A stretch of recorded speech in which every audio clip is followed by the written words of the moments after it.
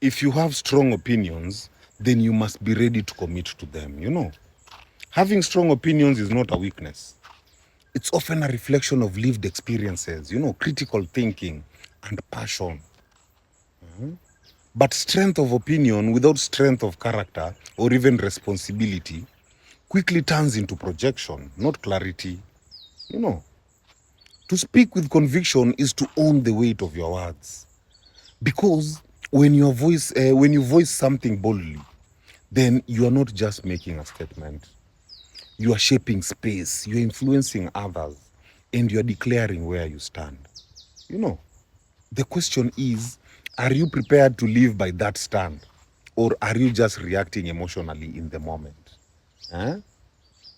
You know, there's a big difference between reaction and response. Reaction is quick, emotionally charged, and often ego driven. You know, it doesn't seek understanding, it seeks dominance, defense, or even validation. While response, on the other hand, response is grounded. It comes from awareness, not insecurity. You know, it knows that strong opinions must be backed by experience, by insight, or even a willingness to evolve, not just noise. When you're reacting, you're trying to be right. But when you're responding, you're trying to be real. You know, strong opinions demand accountability.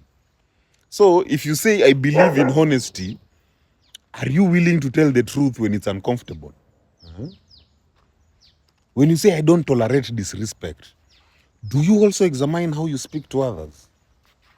When you say, I believe in healing, are you committed to your own healing or just diagnosing others? You know, a strong opinion without consistent action is hypocrisy.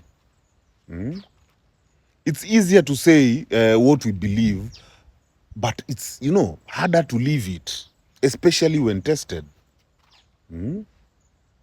Uncommitted opinions always create chaos. When you have unanchored strong opinions, then you'll push people away without resolution. You will fuel unnecessary conflict. You will confuse your own identity. You will make others question your reliability. You know, they become projections of unprocessed emotions, not principles. And what begins as self-expression becomes subtle self-sabotage. My people, heal. Heal.